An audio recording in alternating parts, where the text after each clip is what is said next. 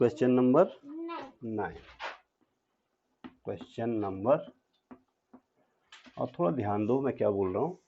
Question number 9 से पहले question number 8 को थोड़ा सा क्लियर कर रहा हूँ। वो इसलिए क्लियर कर रहा हूँ कि हमने बिंदु ए के निर्देशांक -2 और 2 लिए हुए हैं। कॉपी में देखो अपने क्या लिया हुआ है, जबकि तुम्हारी किताब में जो बिंदु ए के निर्देशांक हैं वो -2 है। ठीक है ना। तो हमने क्वेश्चन तो सही किया हुआ है, लेकिन पहले बिंदु के निर्देशांक थोड़ा सा मिस्टेकनली -2 की जगह 2 ले लिया, तो आपके लिए एक क्वेश्चन बढ़ गया। ठीक है ना।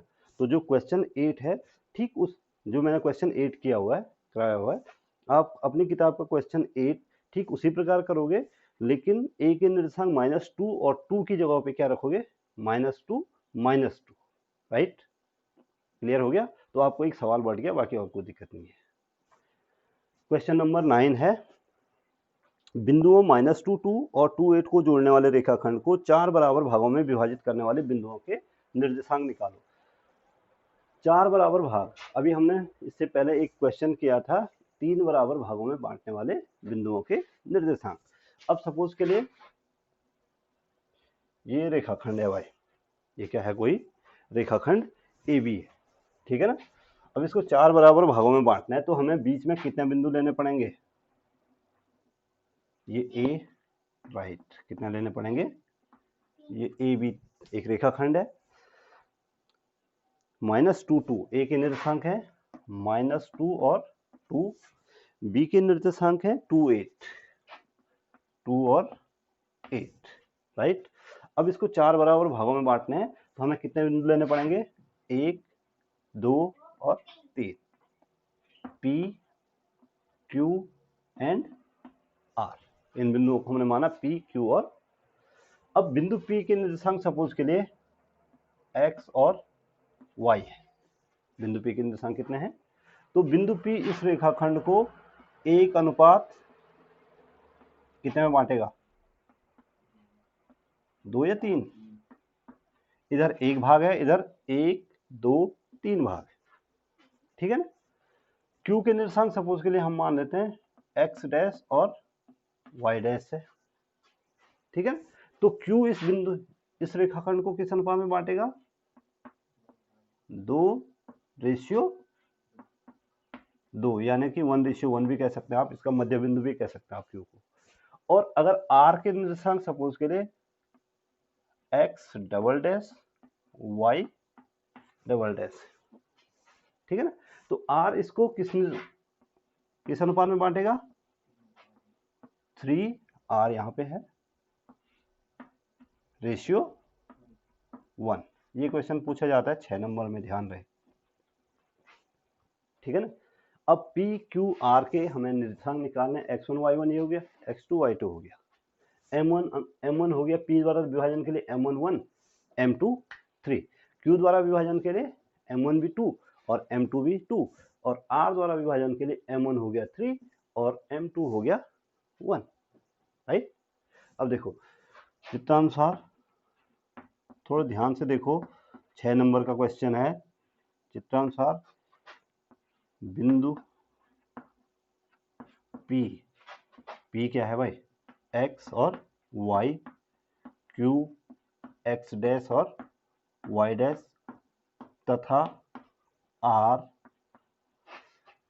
R क्या माना है हमने, x double dash and y double dash, रेखा खंड ए बी को कितने बराबर भागों में, 4 बराबर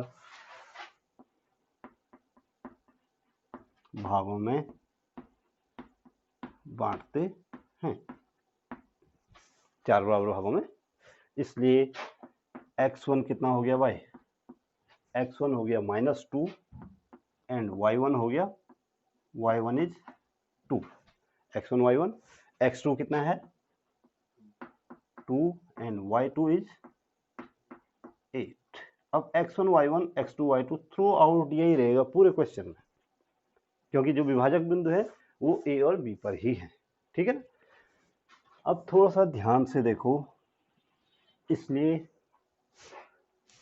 P द्वारा विभाजन, P x y द्वारा विभाजन के लिए, पी एक्स वाई द्वारा विभाजन के लिए m1 कितना हो गया, m1 1 और m2 कितना 3, m1 1 हो गया, m2 कितना हो गया 3 हो गया नहीं हो गया। तो इसलिए x बराबर विभाजन सूत्र से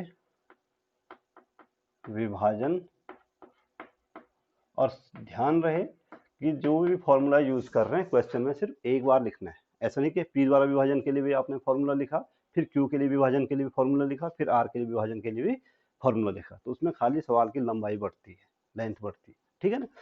तो p द्वारा विभाजन सूत्र बोलते हैं भाई x equal to m1 x2 plus m2 x1 बट्टे m1 प्लस m2। अब m1 m2 x1 x2 के मान साफ साफ रखो, ठीक है ना। तो इसलिए x बराबर हो गया, बोलो मान बोलो, m1 का मान 1, x2 का मान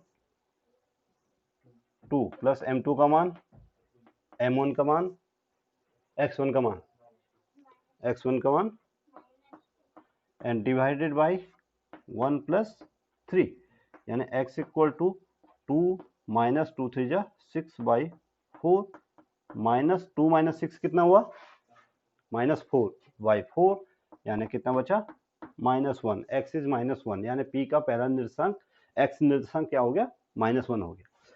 अब तथा आप जानते हैं y equal to m1 y2 plus m2 y1 बट्टे m1 प्लस m2। इसलिए y बराबर मान बोलो, m1 का मान 1, y2 का मान 8 प्लस m2 का मान 3, y1 का मान 2 डिवाइडेड बाई 3 प्लस 1 प्लस 3, यानी कि 8 1 जा 8, 3 2 जा 6/4, 8 1 जा 8 प्लस 6 कितना हुआ 14/4, यानी 7, y बराबर आया 7/2, y बराबर क्या आया। इसलिए p के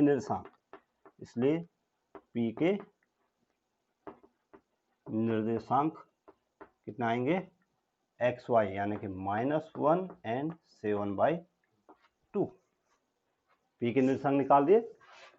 अब ऐसे ही आपको q और r के निर्देशांक भी निकालने हैं। q के, अब q के लिए q क्या है भाई, q है x डैश और y डैश द्वारा विभाजन के लिए। अब x डैश और y डैश द्वारा विभाजन के लिए देखो, q द्वारा विभाजन के लिए m1 कितना हो गया, m1 भी 2 और m2 भी 2, आप मध्य बिंदु भी ले सकते हैं, इसको ध्यान रहे, m1 भी 2 m2 भी, इसलिए x डैश, अब x की जगह क्या आएगा, x डैश वही फॉर्मूला वही होगा, m1 x2 plus m2 x1 बटे m1 प्लस m2। m1 का मान 2, x2 का मान 2 प्लस m2 का मान 2 और x1 का मान -2 divided by 2 plus 2, x dash equal to 2 2 जा 4 माइनस 4/4, यानी कि 0/4, यानी कि 4 माइनस 4 कितना हुआ 0, 0/4 बराबर 0। और y डैश बराबर कितना आया, y dash equal to m1 y2 plus m2 y1 बटे m1 प्लस m2। m1 का मान 2, y2 का मान 8 प्लस m2 का मान 2, y1 का मान 2 डिवाइडेड बाई 2 प्लस 2, 2 8 जा 16 प्लस 4/4, 16 प्लस 4 कितना हुआ 20, 20/4 कितना आया 5। इसलिए Q के निर्देशांक कितना आ गया भाई, Q के निर्देशांक 0 और, अब P के भी निकल गए और P के निर्देशांक भी निकल गए और Q के निर्देशांक भी निकल गए। अब R द्वारा विभाजन के लिए R क्या है, x double dash y double dash द्वारा विभाजन के लिए m1 बराबर हो जाएगा 3 और m2 बराबर हो जाएगा 1। m1 बराबर क्या हो गया 3 हो गया, देखो r द्वारा विभाजन हो रहा है, m1 बराबर 3 m2 बराबर 1, ठीक है ना। और x1 y1 यही है, x2 y2 भी सेम है। तो यहां से आगे डू इट योरसेल्फ, इससे आगे खुद करो, कर लोगे, निकाल लेंगे। 2 बिंदु मैंने निकाल दिए, तीसरा आप खुद निकाल लो, क्या है उसमें।